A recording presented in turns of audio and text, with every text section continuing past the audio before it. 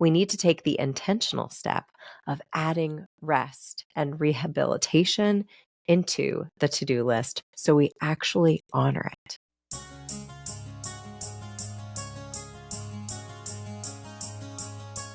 Hi, everyone. I'm your host, Dr. Shafer of Talks with Dr. Shafer, the podcast where we work on mastering your mindset from a neurologically informed perspective so you can reclaim your story and build your most beautiful future. And today, welcome back for another short talk on Talks with Dr. Shafer. I'm so glad you're here. I'm Dr. Shafer. I'm a physician, mom, life coach, musician, author, publisher, and I'm passionate about using storytelling as a tool to help you reclaim your story and build your most beautiful future. Now, this is another holiday edition of Talks with Dr. Shafer.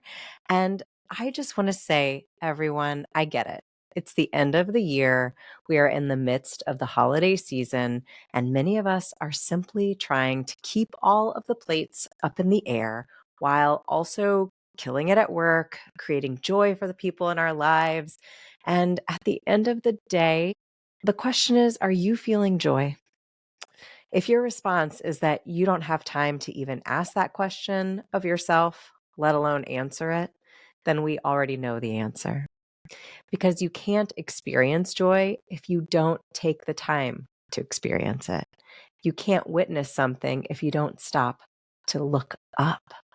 Sometimes we are so stuck in our schedule, lost in our to-do list that never seems to end, when in reality, there will always be something else to do, but sometimes that thing to do is simply nothing. We need to take the intentional step of adding rest and rehabilitation into the to-do list so we actually honor it. Now, I personally can struggle with this important act of decompressing and self-care.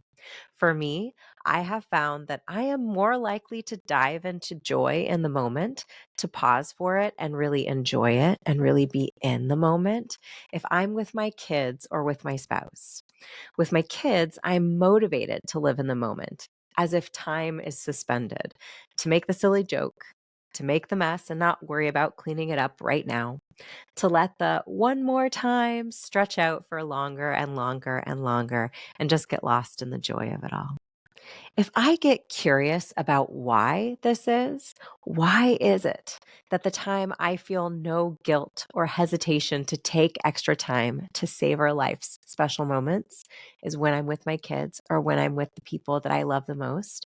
It's simply that I derive joy from these moments. I derive joy from taking long walks in old cities, detouring to a local cafe for a cup of coffee and a conversation about absolutely nothing and absolutely everything.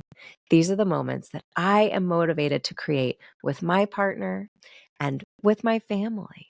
And it's really important that we take stock, take the time to consider when we look back and think about all of the amazing moments in our lives, the things we've done, what were the things that were the most precious to us? What were the moments that we would love to go back and re-experience again? And most likely it's not because that was the day you bought something expensive that you'd been saving up for, or not necessarily because you finally achieved that career goal or that certification or that degree. For many of us, those moments are smaller, but they are absolutely enormous in the impact they have in our lives. And if we take the time to really evaluate where we are deriving the most joy from our lives, that will help us to tailor our time. That will help us to use our motivation to make sure that we are savoring more and more of those moments and deriving more joy out of the holidays and beyond. As we've discussed before here on our short talks, if we want to initiate a new habit or behavior, we need to be motivated to do so. Without motivation, our desire to behave differently will likely meet the fate of your typical New Year's resolution, set to evaporate long before January's end.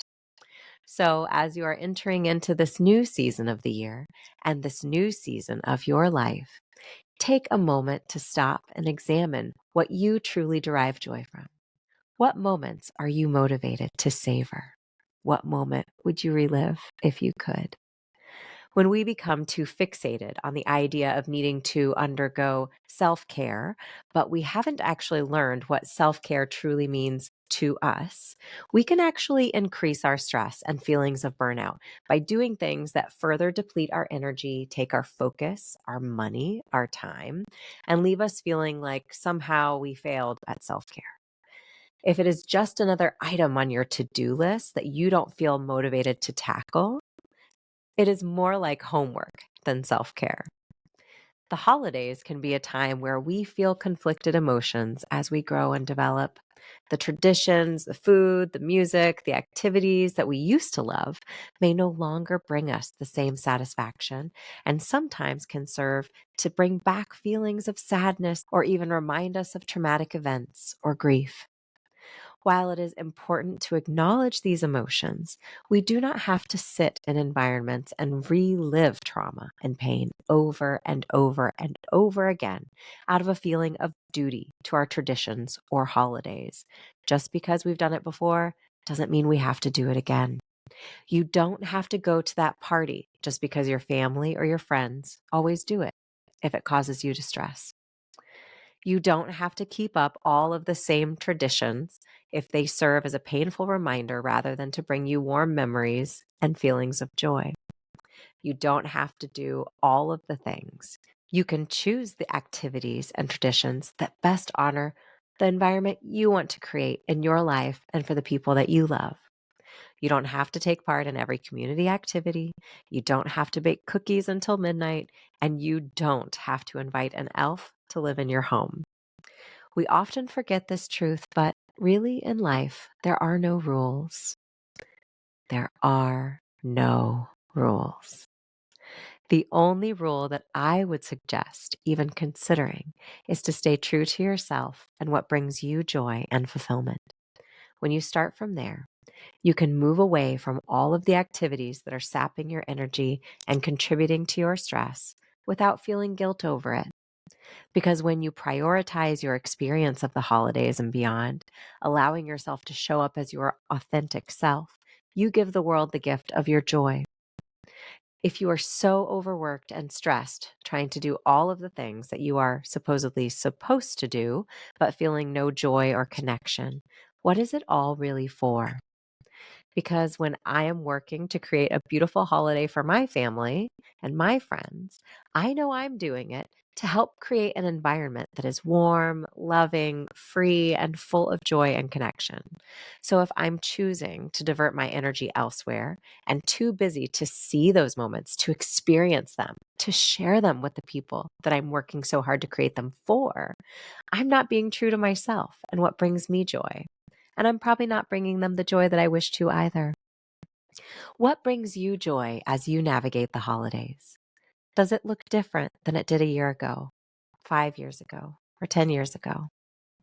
Are there some traditions that bring you joy that you want to continue, and others that you really would like to leave in the past? Let me know what traditions you love and what traditions and activities you want to let go to help reclaim your story and build the traditions and life full of joy and fulfillment and connection for the holidays and beyond that is truly in alignment with who you are and who you are working to become. I can't wait to hear your stories.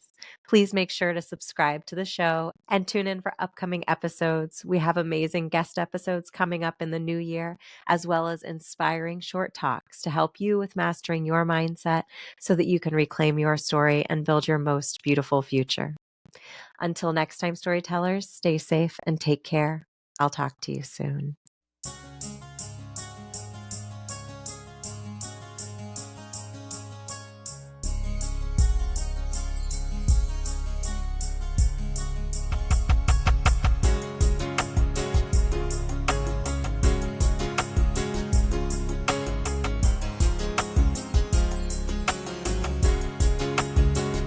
Everybody's lonely, but you can hold on to me, and I will try to make it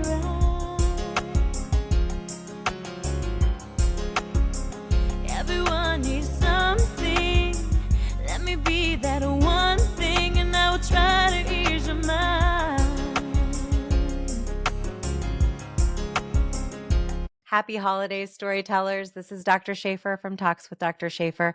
I am so glad you're here, and I'm so grateful to have spent this last year with you. It's been a great first year here on Talks with Dr. Shafer. We have been listened to over 36,000 times, and I'm so grateful for everything that you have done to get the word out.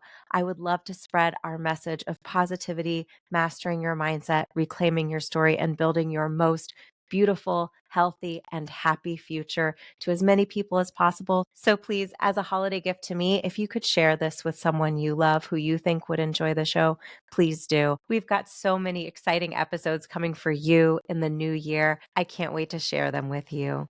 Stay safe and take care. I'll talk to you soon.